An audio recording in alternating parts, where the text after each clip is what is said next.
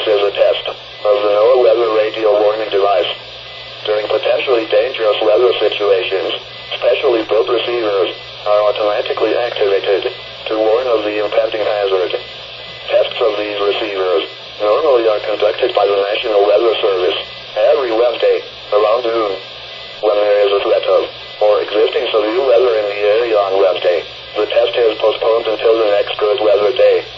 The warning alarm transmitted over this and other NOAA radio stations in southern Wisconsin will normally be activated for watches and warnings that affect the following Wisconsin counties: Richland, Vernon, Adams, Juneau, Marquette, Washoe, Winnebago, Calumet, Manitowoc, Sauk, Columbia, Green Lake, Fond du Lac, Sheboygan, Dodge, Washington, Ozaukee, Iowa, Dane, Jefferson, Waukesha, Milwaukee, Lafayette, Greene, Rock, Walworth, Racine and Kenosha, and the following Illinois counties: Stevenson, Boone, Winnebago, McHenry, and Lake, and all adjacent coastal waters of Lake Michigan.